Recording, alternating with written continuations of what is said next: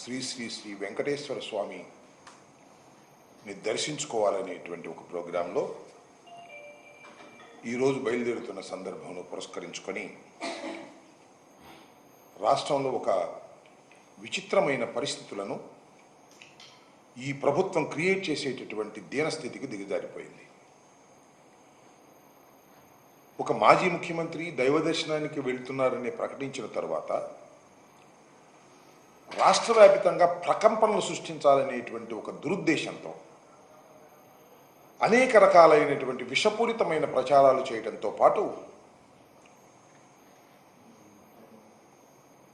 అశాంతిని క్రియేట్ చేయాలనేటువంటి ఒక దుర్బుద్ధితో ఇవాళ రాష్ట్ర ప్రభుత్వమే పనిచేయటం, ఆ రాష్ట్ర ప్రభుత్వంలో ఉన్నటువంటి 3 పార్టీలు కూటమి ఇదే విధంగా ప్రవర్తన చేయడం చాలా దురదృష్టకరం.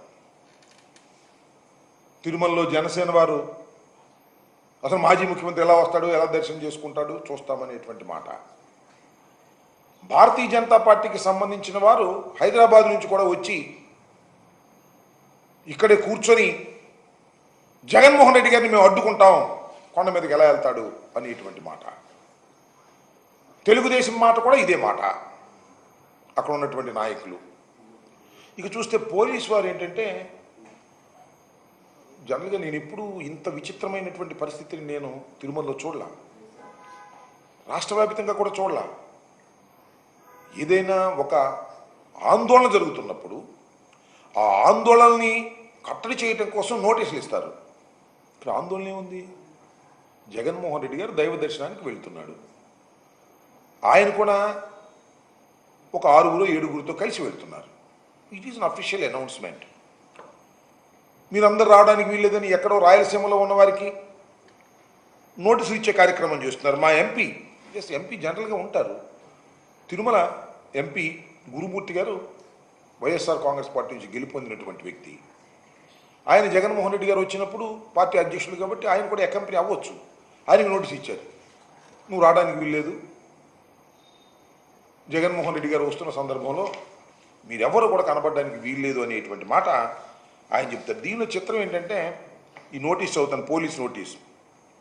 27/9/24 తేదీన మాజీ ముఖ్యమంత్రి వర్యులు వైఎస్ జగన్మోహన్ రెడ్డి గారు తిరుమల తిరుపతి సందర్శన ఉన్నందున సదరు కార్యక్రమానికి అనుమతి లేదని మీ ఆధ్వర్యంలో కార్యకర్తలతో మరియు మీ సొంత వాహనాలతో బయలుదేరి తిరుపతికి చేరుకుని వారు నిర్వహించే కార్యక్రమంలో పాల్గొంటారని సమాచారం. ఇది మాకు సంబంధించినటువంటి ఒక లెటర్కి ఇచ్చినటువంటిది. ఏంటి? మాజీ ముఖ్యమంత్రి వర్యులు వైఎస్ జగన్మోహన్ రెడ్డి గారు తిరుమల తిరుపతి సందర్శన ఉన్నందున సదరు కార్యక్రమానికి అనుమతి లేదంట. ఇది ఎక్కడ కూడా అండి, నాకు అర్థం కాలేదు. శ్రీ శ్రీ శ్రీ శ్రీ శ్రీ వెంకటేశ్వర స్వామిని మాజీ ముఖ్యమంత్రి గారు సందర్శించడానికి ఎవరి అనుమతి కావాలి? పోలీసు వారి అనుమతి కావాలా? నేను తిరుపతి వెళ్ళాలనుకున్నాను, ఎవరి అనుమతి కావాలి? నా మనసు అనుమతి కావాలి, భగవంతుడు అనుమతి కావాలి. అనుమతి లేనందున జగన్మోహన్ రెడ్డి గారు అనుమతి లేనందున మేము దాన్ని మీరెవరు రావడానికి వీల్లేదు అనేటువంటి మాట. పోలీసు వారి అనుమతి, శ్రీ వెంకటేశ్వర స్వామిని సందర్శించుకోవడానికి పోలీసు వారి అనుమతి అవసరమా? ఎప్పుడైనా ఉందా చరిత్రలో?